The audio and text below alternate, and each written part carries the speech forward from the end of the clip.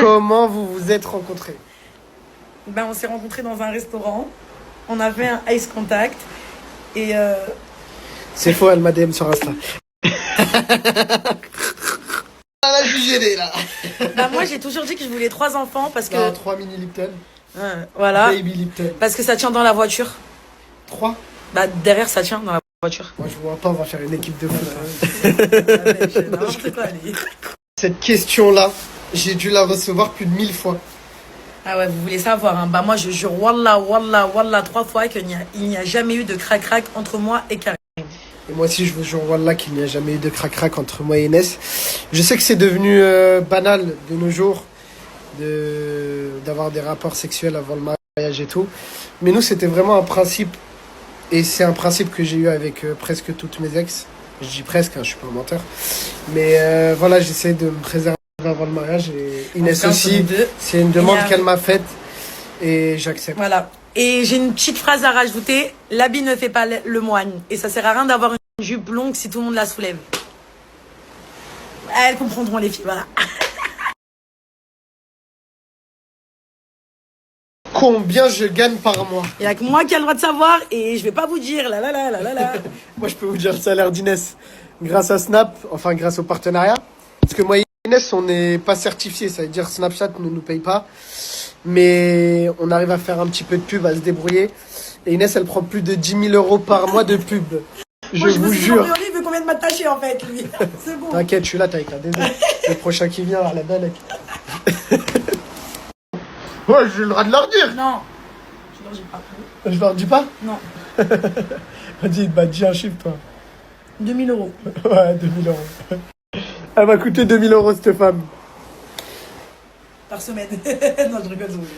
Ouais. Algérie, cette année, c'est un de mes plus gros projets sur lequel je vais mettre le plus d'argent. Inès, elle le sait. Et c'est celui qui me tient le plus à cœur. Je vous laisse suivre les snaps. C'est une des destinations que je vais faire cette année. Ça me prend du temps. Je suis en train de tout planifier. Mais sachez que je pense que je terminerai peut-être sur ce contenu. Et que ce sera le plus incroyable contenu que j'aurai fait sur Snap. Pourquoi t'as voulu devenir Snapchatter? L'histoire part d'un accident de voiture. D'où la marque sur ma main droite. Faut savoir que plus jeune avec mon papa, on s'est battu corps et âme pour que je devienne footballeur professionnel. C'était son rêve et c'était mon rêve. Et moi, je voulais le rendre fier. Sauf qu'un jour, j'ai fait le con. J'ai suivi un ami qui allait en boîte de nuit et qui n'était pas à jeun. Et on est rentré dans un mur à plus de 90 km/h. Sur mon lit d'hôpital, en pleurs, j'ai vu les rêves de mon père partir en fumée et les miens aussi. Et j'ai longuement cogité. Et la seule issue de secours que j'ai trouvée, où je pouvais être heureuse, c'était les réseaux. Et moi, il me fallait un réseau social où il n'y a pas de montage.